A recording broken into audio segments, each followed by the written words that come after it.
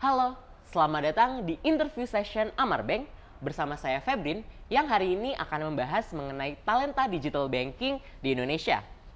Nah, di tengah pesatnya laju transformasi digital, tentu saja talenta-talenta yang melek akan perubahan digital menjadi sangat dibutuhkan.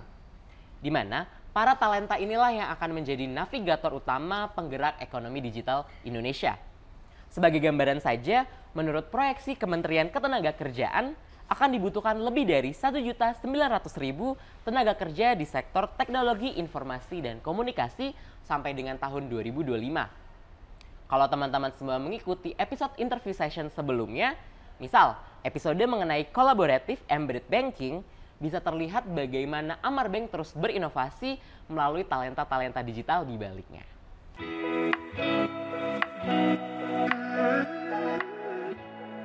Nah, pada episode kali ini kita sudah ditemani dengan rekrutmen tim lead Amarbank, Kak Grace Artasari. Halo. Bersama dengan Kak Grace, kita akan membahas mengenai talenta di dunia digital. Buat Kak Grace sendiri, gimana nih kabarnya? Kabar baik hari ini. Oke, syukurlah Kak Grace kabarnya baik. Kalau gitu mungkin kita bisa ngobrol cukup panjang ya mengenai talenta digital ini. Yang pertama aku ingin nanya nih Kak, sebagai seorang rekruter, apa sih yang menurut Kakak membuat para talenta digital ini sekarang begitu dicari atau dibutuhkan?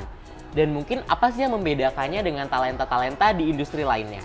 Oke, kalau kita bicara mengenai talenta digital ya, udah pasti adalah talenta yang di-hire di industri yang digital. Nah, case-nya kita bicara mengenai industri sendiri, kebutuhannya terkait dengan talent sudah pasti akan mengikuti vision dari company itu, gitu ya.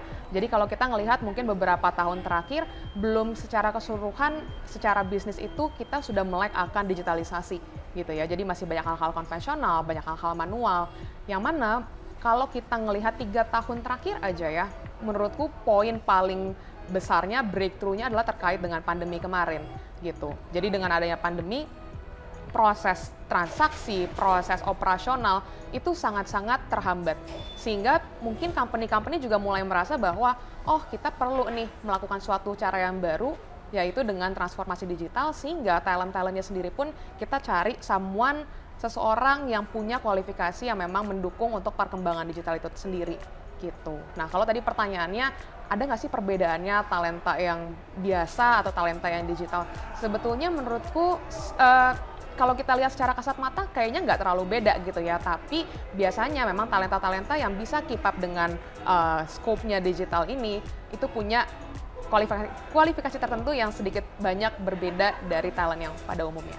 I see. Berarti sebenarnya kebutuhan akan talenta digital ini memang mengikuti dengan perkembangan zaman dan kebutuhan bisnis sekarang ini. Betul. Nah, kalau gitu Kak, aku mau berlanjut nih.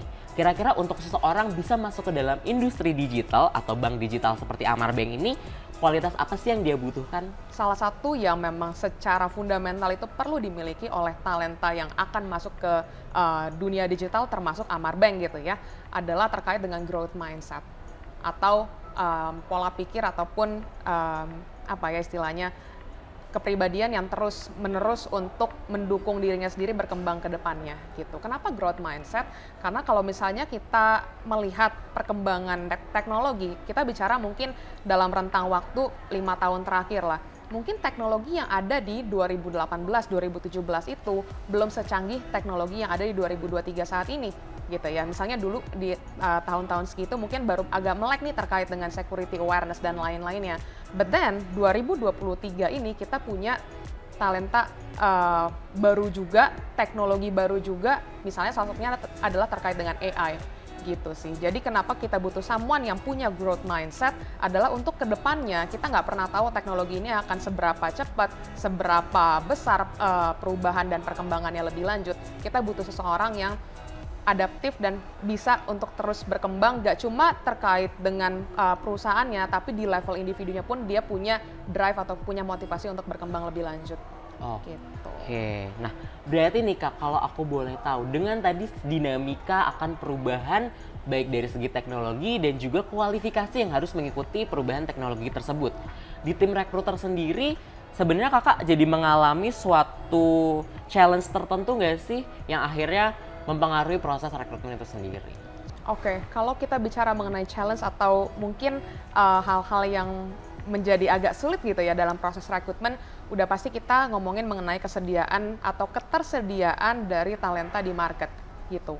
Karena dengan semakin berkembangnya perusahaan, teknologinya berkembang, pastinya kita butuh sumber daya manusia atau talenta-talenta di sini yang juga mengikuti perkembangan zaman tersebut gitu. Jadi ini sebenarnya salah satu hal yang harusnya sih mendorong juga untuk talent-talent di market itu tidak hanya stay dengan kualifikasi yang mereka punya saat ini, tapi juga cukup harus bisa riset terkait dengan sebenarnya yang saat ini banyak di value di perusahaan tuh yang seperti apa sih? Apakah misalnya harus ngambil sertifikasi tools tertentu, ataupun misalnya harus melek terhadap sistem dan lain-lainnya gitu. Jadi challenge-nya adalah menemukan talent yang betul-betul sudah langsung ready bisa kita ajak untuk kerja bareng di satu company gitu. Oke, mungkin kalau gitu boleh diceritain kali ya Kak, sebenarnya proses rekrutmen di Amar Bank itu seperti apa sih? Boleh. Jadi kalau kita bicara mengenai rekrutmen, sebelum kita akhirnya bisa berhasil merekrut, pasti kan kita butuh orang dulu dong di awal gitu. Jadi kita biasanya dari tim rekrutmen itu kita akan publish job ads atau lowongan kerja lah ya di beberapa platform yang kita punya. Salah satunya adalah dari website karirnya Amar Bank gitu. Jadi kalau misalnya mungkin rekan-rekan mau lihat juga amarbank.co.id, itu kita punya satu section terkait dengan karir. Jadi kita akan pastikan di situ tertera posisi-posisi yang memang kita cari saat ini. Misalnya lagi cari di timnya business banking, timnya technology, tim legal dan lain-lainnya. Nah, selain dari situ kita juga ada penggunaan beberapa job portal lainnya seperti LinkedIn, Jobstreet, Takeinasia dan beberapa source lainnya, termasuk kita juga pakai Instagram ya. Kita utilize Instagramnya Live at Amar itu untuk share job ads yang memang terbaru pada bulan tersebut gitu. Ketika itu memang kita udah terima profil-profilnya, kita akan seleksi. Setelah seleksi itu pastinya akan ada interview dengan tim HR gitu ya. Misalnya dengan aku dan teman-teman rekruter lainnya. Setelah dari situ tergantung nih Feb, kalau misalnya memang posisinya membutuhkan assessment tertentu, misalnya kayak ada technical test, ataupun misalnya ada case study, itu kita akan berikan dan mereka bisa mengerjakan dalam waktu tertentu. Setelah itu, kita akan invite untuk ketemu dengan tim user, gitu sih kurang lebih. Oke Kak, kalau gitu menjadi menarik karena berkaca juga dengan apa yang Kakak ceritakan sebelumnya mengenai bagaimana kualifikasi, terutama yang sangat-sangat terkait dengan kualifikasi digital ini menjadi suatu hal yang penting untuk talenta-talenta digital. Lalu Kakak tadi cerita, kita juga ada technical test-nya juga. Betul. Mungkin boleh diceritakan kali ya gambaran dari technical test ini seperti apa kalau di Amar Bank? Oke, jadi ini lumayan tricky sebenarnya. Kalau kita bicara mengenai technical test, pastinya dibuatkan secara khusus untuk posisi yang kita cari. Contoh, misalnya kita lagi cari data analis nih, data analis untuk timnya lending atau timnya funding. Kita akan coba buatkan sebagaimana mencerminkan kira-kira nanti apa yang mereka akan kerjakan di tim data analis tersebut gitu. Jadi kita bukan sekedar kasih multiple choice, kita bukan sekedar memberikan esai, tapi kita akan coba mendemonstrasikan sebenarnya nanti datanya seperti apa sih yang akan coba diolah sama mereka. Setelah mereka ngolah datanya, insight seperti apa yang memang diperlukan untuk di-share ke tim bisnis. Kayak gitu sih. Contoh singkatnya kayak gitu kurang lebih. Misalnya mungkin contoh lainnya kayak di tim non-technology atau finance lah ya. Some positions itu juga kita butuh melihat technicality-nya seperti apa. Jadi biasanya kita akan mintakan mereka ngolah data atau misalnya mereka apa istilahnya ya, melakukan sebuah strategic planning sehingga nanti dapat kelihatan nih bahwa oh kira-kira gambarannya technicality mereka seperti apa. Apakah mereka cukup menjadi orang yang bisa kita consider sebagai kandidat yang qualified atau tidak, kemudian kreativitas mereka sampai di level mana untuk bisa meninterpretasi soal-soal tersebut menjadi submission dari mereka sendiri. I see. Berarti sebenarnya technical test ini bisa menjadi simulasi seperti nanti ketika mereka bekerja di sini gambarannya seperti apa. Oke deh, kalau gitu mungkin teman-teman semua yang nonton ini jadi penasaran atau jadi ingin pengen coba daftar nih di Amar Bank. Nah kalau gitu buat mereka yang jadi penasaran atau pengen tahu gimana sih caranya untuk daftar di Amar Bank, bisa kali Kak di-share tips dan triknya untuk para kandidat kita? Oke, tips dan trik kalau kita bicara mengenai proses rekrutmen dari awal sampai akhir, yang tadi misalnya aku bilang pastinya kita nggak akan bisa ngerekrut kalau nggak ada orangnya ya Feb. Misalnya Febri nih mau apply ke posisi rekrutmen, misalnya ya mau jadi part of my team gitu ya Feb.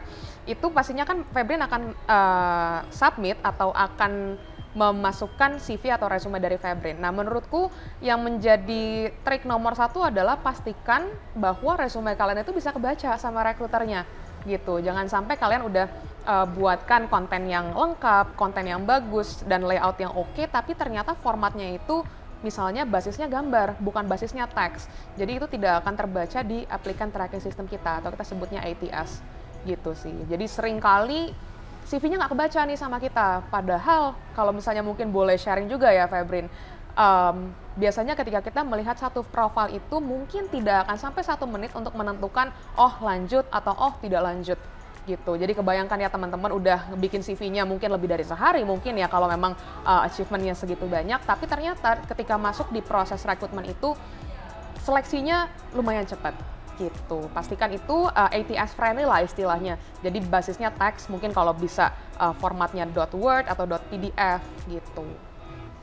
Pertama itu, yang kedua adalah mungkin karena kita bicara in generalnya ya, Feb.